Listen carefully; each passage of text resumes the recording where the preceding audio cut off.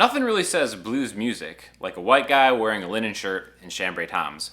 But that doesn't mean I can't feel the blues in my soul, and I'm going to teach you how to play basically every blues song ever in just a few short minutes. So, we're going to start by rooting a chord on the 5th fret of the low E string, so right here. And we're going to make a shape out of that. Now what I mean by a shape is this. So we're going to start, one corner of the shape is going to be on 5 low E string. We're going to play it 2 times, right? We're going to skip 2 strings to the D string, an octave, which is the 7th fret of the D string, 2 times again. So this is going to be another corner of the shape. Now we're going to back up 2 frets on the same string, so now on 5D. Play that twice. And then finish the shape on the 7th fret of the A string right here. So 4 corners of a shape.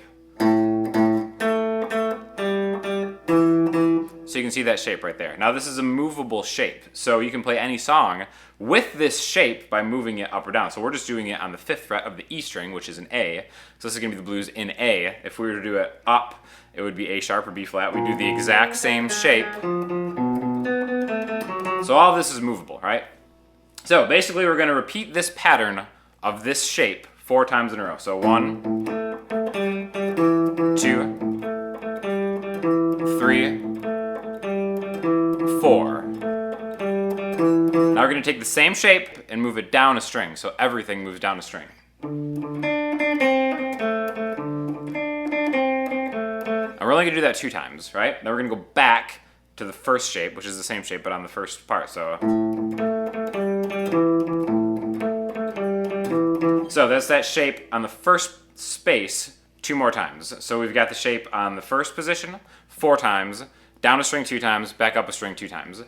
Now we're going to move that same shape down 2 frets, so rooting it on 7A. Just 1 time. Back to the second position 1 time.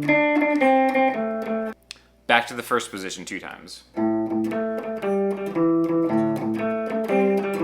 So we have one shape that we're moving around in 3 different spots. It's like a formula.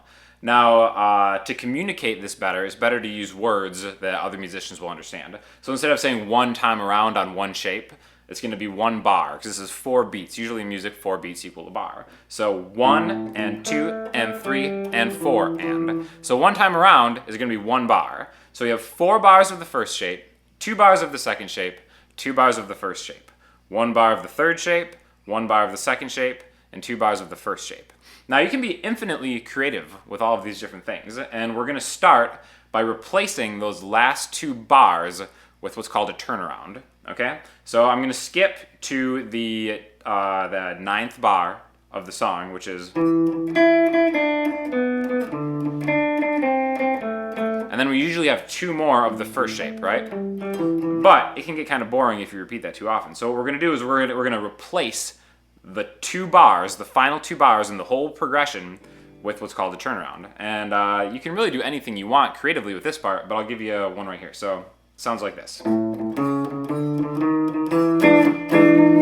Okay, now all I did is I went 5E 2 times, 4A, 5A, 6A, 7, 7, and then this chord, right? So this is a 7 chord. This is an E. The 7th on the A string is an E, so this is an E7. I've got 7A, 6D, 7G. So the turnaround is.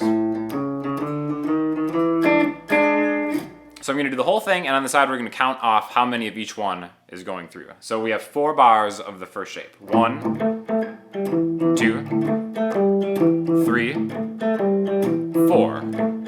Down a string, 1, 2, up a string, 3, 4. 4 more bars to go. 1 of this shape, 1 of this shape, and then the turnaround, which lasts 2 bars. So a better way to communicate this instead of using first shape, second shape, third shape is by using numbers. And the way we use numbers is where they are relative to the major scale, right? So we have 3 root notes that these shapes have happened on. The 5th fret on the E string, the 5th fret on the A string, and the 7th fret on the A string. Now, since this is our main root note right here where we start, we're going to play the major scale. 1, 2, 3, 4, 5, 6, 7, 8.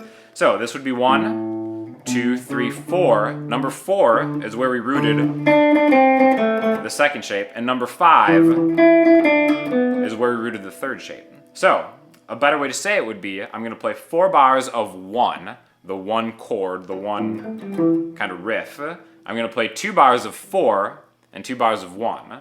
Then I'm going to have 1 bar of 5, 1 bar of 4, and 2 bars of 1, or the turnaround can replace the 2 bars of 1. Now, it doesn't have to be this pattern. It can be anything. It can be a single note. You could play 4 bars of 1 note. 1, 2, 3, 4.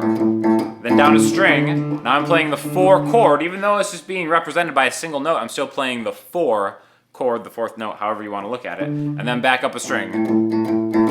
Then to the 5, the 4, and then back to the 1. And again, like I said before, you can use this anywhere. You can do it in G, which is the 3rd fret of the E string. Just give me 4 bars of this G. 1, 2. You can even play a whole chord. 1, 2, 3, 4. And then I have to go to the 4 chord, which if G is 1, G, A, B, C, then I had to go to a C. So then 2 bars of C. 1, 2, back to G.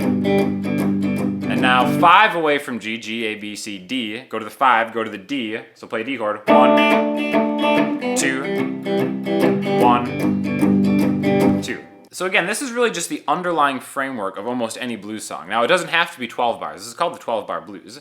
It can be 8 bars if you wanted it to be. If you wanted to shorten the whole length of the entire thing, one common way to do that would be take 1 bar of 1, right down to the 4, bar of 4, and back to 1. And then go to the 5, the 4, and the turnaround. That would be an 8-bar blues progression. Some are 16. But as long as you know the underlying framework of how to organize these things, you can do anything. You don't always have to use the 1, the 4, and the 5. You could use like the 1, the 3, and the 5. Like I could just do like a bar of 1 to a 3. Right? Like 1, 2, 3 in the major scale. Really, again, that's why this is every blues song, because they all kind of follow this underlying framework. And once you understand that, you can start substituting things in and out.